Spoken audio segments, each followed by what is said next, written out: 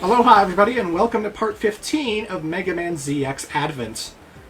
What is this place? The bridge is destroyed. It looks like there was a fight here. There's no response from that monitor over there. It's giving off some kind of jamming frequency. If this is a secret lab, there may be something here that someone doesn't want us to see. We hunters are very good at finding out secrets, so let's go find it. It would be nice to find some treasure, but I have a bad feeling about this. So welcome to the Mysterious Lab, ladies and gentlemen, and this place actually has a connection to the other playable character, Gray. Something I haven't mentioned yet is that Gray and Ashe actually have completely different intro stages. Like, from the train with Buckfire onwards, it's pretty much the exact same adventure, aside from the fact that Pseudoroids will give you different abilities depending on who you're playing. But as soon as you start off the adventure, it is completely different. With Ashe, you're either going to be on airships looking for booty, as we know, or if you're Gray, you're going to be waking up in a pod in this mysterious laboratory where you eventually find your way to the bridge to fight the exact same intro boss that Ashe fought on the airships. And it's interesting that going into this level, Ashe and A noticed that there was a battle on the bridge, and they're wondering what's up with that, you know? So does that mean Gray exists in Ashe's continuity, and that he actually lost his fight? That he actually died against the intro boss? Or just a similar incident that happened to destroy the bridge, just like with Gray's playthrough? I don't know. Because I don't believe that the two characters of each game exist in each other's continuity. Like, for Vent and Ale to both exist, how would Vent not acknowledge that Ale was a thing? And where did Ale go during the Jiro Express? And vice versa, you know? But it's interesting because, like, in Albert's flashbacks, when we got the biometal forms, it actually showed, like, a flashback of Serpent, Jiro, and it also showed Vent and Ale together, so I don't know. Two open capsules. I wonder who was in there. Look at that panel! There's a message!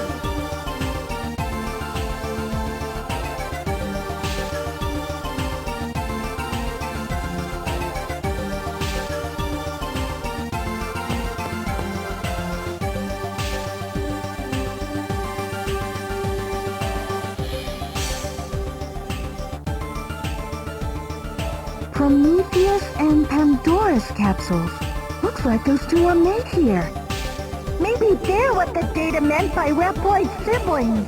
I bet the first two Mega Men Albert made were Prometheus and Pandora. There's no doubt about it. These capsules are the chains that bound them, so that they wouldn't go against Albert's plan. Chains? The counter on the panel is probably Prometheus's life. It's set pretty short. They're made so that they'll die if they don't go back into the capsules for maintenance at regular intervals. In order to stay maintained, they have to do what Albert says. It looks like this building goes further in. There may be something left. Keep looking. Interesting. So as you probably guessed, Prometheus and Pandora are the siblings that Albert created, and they're kind of slaves to Albert because they have a very limited lifespan. They venture too far off for too long, they will die, so they have to keep coming back. Interesting. I also like the little touch that when you look at the data, it says DAN-001 and DAN-002. In the classic Mega Man series, Dr. Wily always labeled his robot masters as DWN, like Dr. Wily number, you know, and that was DAN, like Dr. Albert number or something, you know. Kind of a nice little callback. If Master Albert created robot masters, quote unquote, then I guess Pandora and Prometheus are the first of his creations, but yeah. Either way, folks, with this particular quote unquote puzzle, we have to knock all of the energy containers into the slots so that they will open the doorways. Now the first 3 are pretty straightforward, and they're the only ones you need to open in order to get to the right. But there is a 4th door that actually has a collectible hiding behind its doorway. So we take this jar up here, and we knock it just off so that it falls into the pit. And then we, and you can use your regular Buster Pellets, you can use your Z-Saber. Model F is really good though. You charge up his attack, he will knock it super, super far. As far as I know, these energy containers are not destructible. I don't think they can be destroyed. If I'm wrong, tell me about it, tell me how, but either way. You open the 4th doorway, and behind this pathway is a sub-tank, the final sub-tank of the whole entire game. Now we just picked up a Pseudoroid who can pick up items behind walls, so turn into Argoyle, spawn Ugoyle, and Ugoyle will pick up the final sub-tank. Booyah! So we got one at Chrono Forces, we got one at Legion, we got one at the Floating Ruins with the classic Mega Man side quest, and now we have the 4th and final sub-tank. We're getting pretty close to the end of the game, guys. I know a lot of people are very anxious for Sonic Generations. I know. We're getting to it. But we still got a few more levels to go. We still got the extra videos, and then we'll get to Sonic, you damn Sonic. Oh, speaking of Sonic... Hey,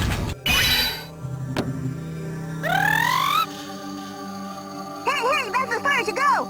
Nobody gets past this point! I'm just following Mr. Albert's orders! Yeah, whatever. Now out of my way. Hey, do you think you could just ignore me, Hedgehog? You've got to face the penalty, a shocking penalty. Mr. Albert's orders are absolute. Speaking of Sonic, our next Pseudoroid is a hedgehog who has a spin dash. I am not kidding. He will curl into a ball and he will go super fast trying to run into you. Almost like he's Sonic the Hedgehog. But Hedgehog is actually one of the easier boss fights in the whole entire game, if I'm being honest. He's very predictable. I find it's easy to see where his spin dash is going, and you're just waiting to see if he bounces into the wall, whether he's going to be dashing more after he bounces, or whether he's going to uncurl. In that case, I'll take a few slashes at him with my Z-Saber. He can spawn some mice in, he can fill the place with water, but I don't know, I find him pretty slow, despite the fact he's so Sonic-like, and he doesn't really do that much damage to you either. I find even when he actually contacts with you, it's not that hard.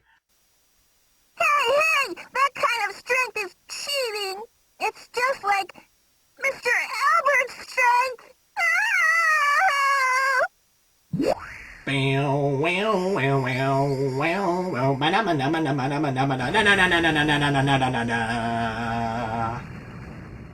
Game over, Hedgehog. Game over.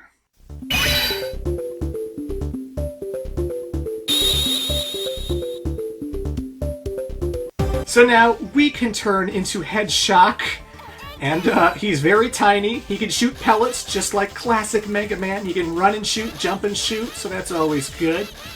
But the things that stand out, of course, are his spin dash. You hold down and push L, and he will turn into a ball and go super fast. And it allows you to go into tight corners. Like, you know how as a human we can crawl into very tight areas? Now we can spin dash in very tight areas, letting us go through places rather quickly. And if you charge up, he'll do the electric balls. He'll shoot 5 straight up if he's standing, and 5 straight down and outwards if he's jumping. So, gotta go fast. We got ourselves a Hedgehog.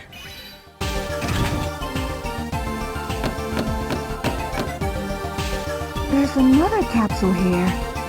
But it's empty. There's something showing on this panel, though.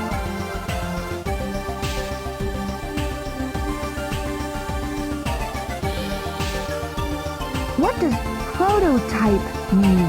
I bet this is part of Albert's plan, too. Huh? There's a disc still in this drive!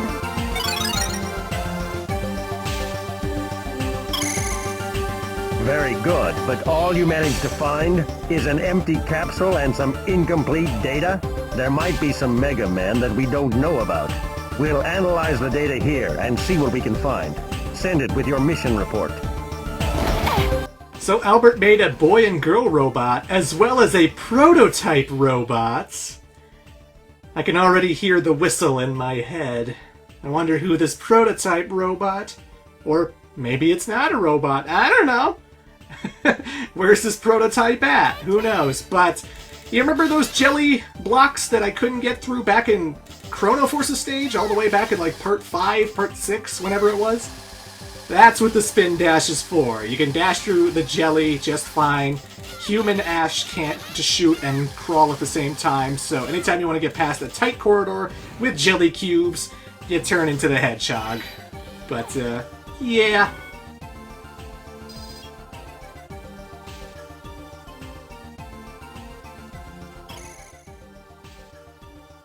It's Thomas. We've succeeded in analyzing a file in the data you found. This is an initialize. Oh my god, I can't even say that. It contains transport coordinate data of some kind. We were able to completely recover it using the data that you sent. So we have an initialization key. Do you remember ever seeing a transerver that hasn't been initialized? A transerver that hadn't been initialized? If you find it, use that key. It's the data that had been split into two and guarded so vigilantly. Albert is presumably at the receiving end of that transerver.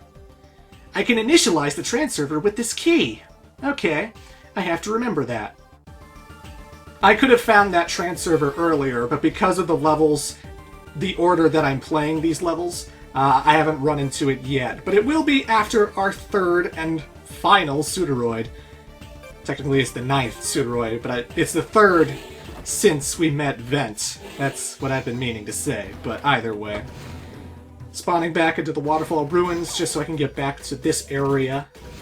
Because there are 2 green doors that we can access with the green card key. We've seen the one, but we haven't seen the second one since, well, part 2 of this entire playthrough. But either way, use either Buckfire or Model F to smash through these blocks, and we have our second green door with our final Pseudoroid. This is going to be the last Pseudoroid in the whole entire game, ladies and gentlemen. The final transformation. We're getting very close to the end. See you in part 16.